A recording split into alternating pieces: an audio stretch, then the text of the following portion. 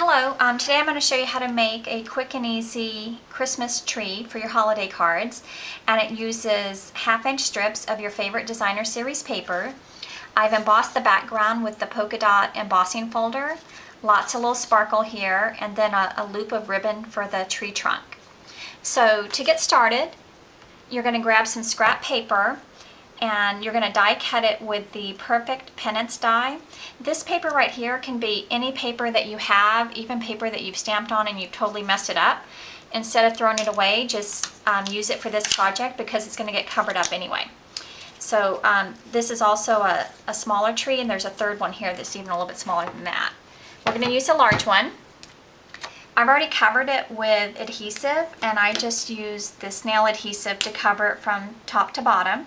If you use a glue stick as your adhesive, I would probably only cover it with the glue stick a little bit at a time because that tends to start drying before you get to the end here. And the next thing you're going to do is you're going to cut all your little strips. And the thing that I would watch out is if you have some patterns like this, where you would rather have your owls going in a row, instead of, I made a boo-boo here, I'll show you what I did. Well, here. So I cut these strips when I was looking at this side of the paper, and I should have cut the strips when I was looking at this side of the paper because I've got a reindeer that's sideways, and I've got ornaments that are sideways too. So if you like the little images where you're going to see them the correct way, cut those up first so you see what you're doing. And then the other thing is, if you have little strips like this that have like the perfect little image with the owls, set them aside so you don't accidentally use the back side. So just put that there. And then if you have, see, like he's cute too, so we'll put him away. But you know, a bunch of little owl feet, that's not so cute. So I would definitely use that side of the paper.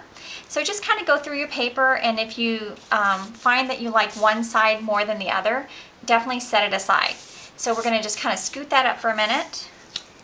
We've got our tree that's got adhesive all over it, and we're just going to start from the bottom up. And just take your first strip, make sure there's nothing cute on the back that you want, and then just line it up right to the bottom. And if you go over, now this first one, it's kind of like if you're laying tile, you want to get that first one down really straight, because if that one's crooked, and I'm a little bit crooked here, they're all going to be crooked. So anyway, get that first one down as straight as you can. And I don't really trim off the excess until I get done. So I just kind of work my way up to the top. Now I think I've got, oh, I thought I had some ornaments. So this one right here is missing this little strip of ornaments. So I'm going to use something different in place of that. So my tree that I'm going to show you is going to look a little bit different than the sample, but still cute. So we're going to go straight to these owls because I think they're darling.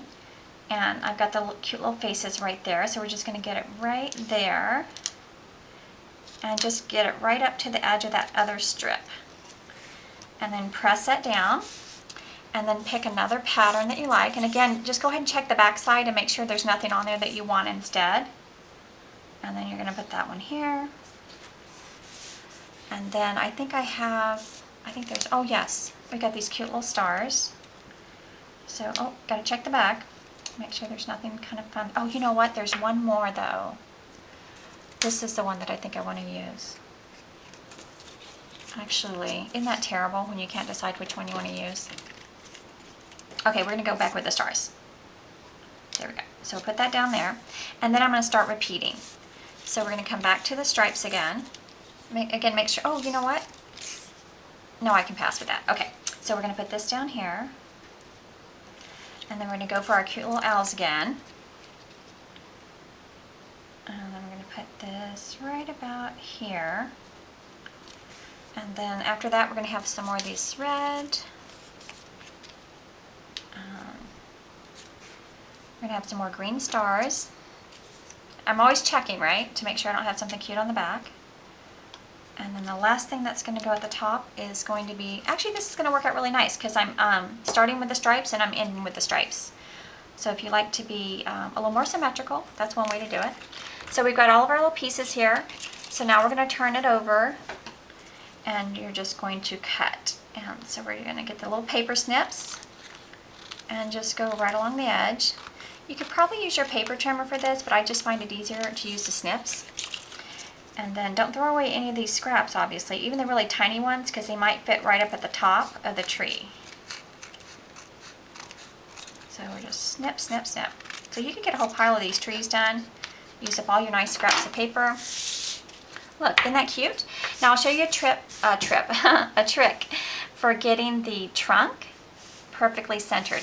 So in your grid paper, you have kind of a darker line going down the middle in both directions, and you can line up the point of your Christmas tree to that dark line and then get this lined up. So that's your center of your tree.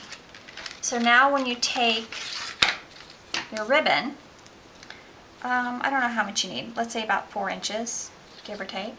It's probably more than what you need, but you'd rather it be too big than too short. Oh, this is way more than what we need, but that's okay. So you're going to make a little loop like that. So that I don't glue that down. I like it to be kind of puffed up like that. And then you're going to add some tape here. And then you're going to hold this down and kind of just slide this under and kind of figure out how long you want your trunk to be. If you want a tall tree. Now see these little squares here? So your ribbon should fit into 2 of those little squares, and then press that down. And then now you have your trunk perfectly centered. So I'll show you this card again. So I went ahead and I added, lots of little sparkle. Sometimes it's hard for us to use these larger rhinestones on our project, so it's great for the tree. Leave your little trunk kind of up like that so it's a little dimensional. I did pop up the whole tree with dimensionals. The greeting is from Petite Pears. I think that's what it's called, Petite Pears. And those all fit nicely in the large oval punch, and then you can layer that on the scallop oval punch. The background is embossed with the polka dot embossing folder. And I decided on this embossing folder after I didn't like my first one. So I'll show you my first one. So I thought it'd be kind of fun to use that snowflake embossing folder. Well, there's not that much, there's not a lot of snowflakes on this side, so I wanted to cover that up. And I couldn't quite get it.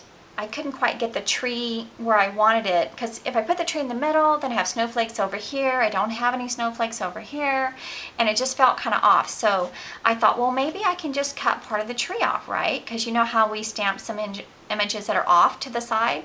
This didn't work for me, so I don't like it. I'm not going to send it out. I'm probably going to cut it up and, into little trees and then cover it with the scraps of paper too. But anyway, that's my mistake. So this is back to the pretty one. So anyway, quick and easy project. I hope you liked it. Thanks.